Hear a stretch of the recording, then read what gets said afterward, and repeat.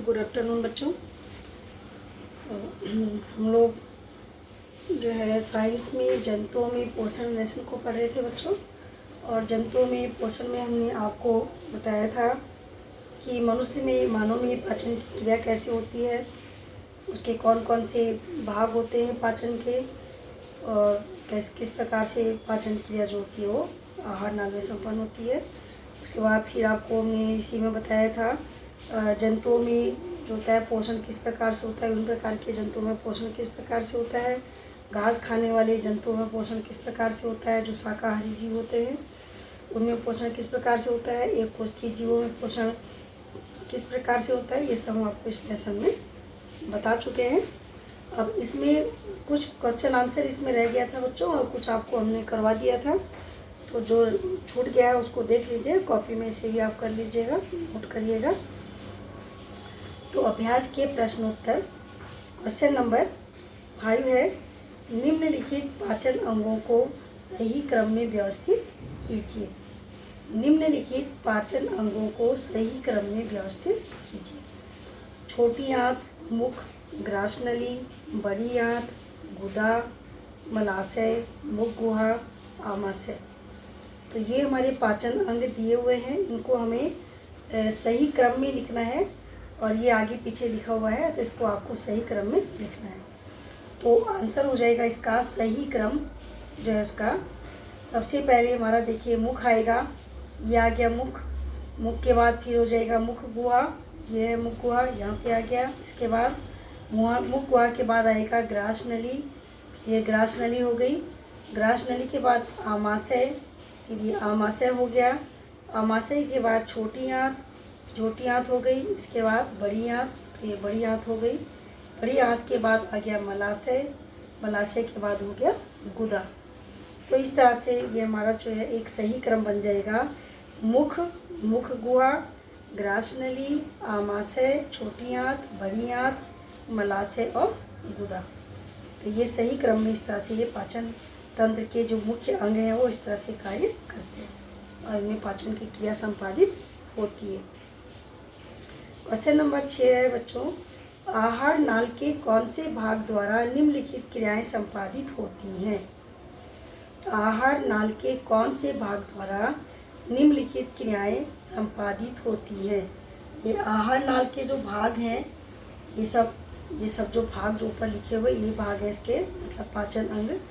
तो उसमें हमें बताना है कि जो ये क्रियाएं हैं वो किस अंग के द्वारा जो होती हैं वो संपादित होती हैं।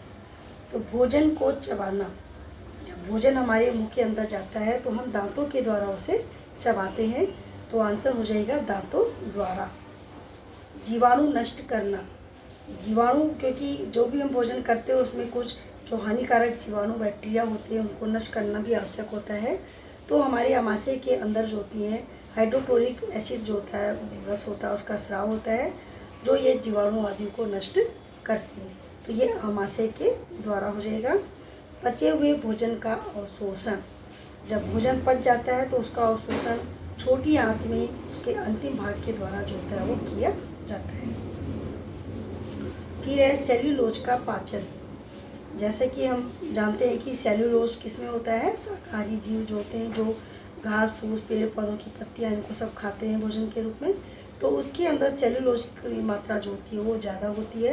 तो इस सेल्यूलोज का पाचन उसके अंदर सीकम या अंधनाल के द्वारा होता है। ये शाकाहारी जीवों में ही पाया जाता है। सही तथा गलत लिखिए। अब इसमें हमको देखना है कौन सा सही है कौन सा गलत है। जो सही है उसके आगे हम सही का टिक करेंगे, और जो गलत होगा उसके आगे क्रॉस का चिन्ह लगाएंगे। तो देखिए, चवर्णक भोजन को काटने का कार्य करती है, गलत है। आमाशय की दीवार से जठर रस का स्राव होता है, सही है। पेप्सिन द्वारा कार्बोहाइड्रेट का पाचन होता है, ये भी गलत है। हाइड्रोक्लोरिक अम्ल भोजन के माध्यम को क्षारीय बनाता है, ये भी गलत है। रेनिन दूध को दही में बदलता है, ये सही है। तो जो सही है उसके आगे हमने सही का टिक कर दिया, और जो गलत है उसके आगे क्रॉस का चिन्ह लगा दिया है। तो इस तरह से ये ट्रू और फॉल्स इसको बोलते हैं, सही और गलत छांट के लिखना रहता है। तो इसको भी आप कॉपी में करिएगा। इसके आगे और क्वेश्चन देखते हैं।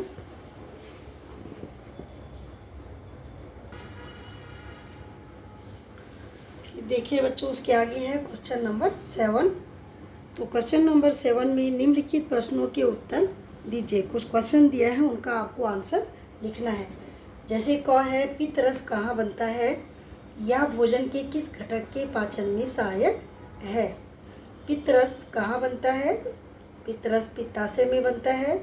और भोजन में उपस्थित घटक जो होते हैं, इसमें कौन कौन से घटक हैं, ये किस घटक के पाचन में सहायता करता है?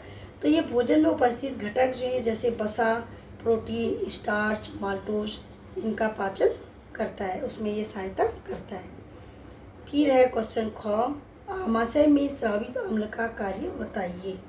आमाशय में कौन सा अम्ल स्रावित होता है, उसका कार्य बताना है। तो आमाशय में जठर रस और हाइड्रोक्लोरिक अम्ल जो होता है स्रावित होता है। हाइड्रोक्लोरिक अम्ल भोजन के माध्यम को अम्लीय बनाता है, जिससे सूक्ष्म जीवाणु नष्ट हो जाते हैं और भोजन सड़ने से बच जाता है। फिर है, शाकाहारी जंतु की आहार नाल की विशेषताएं लिखिए। क्वेश्चन है, शाकाहारी जंतु की आहार नाल की विशेषता बताइए।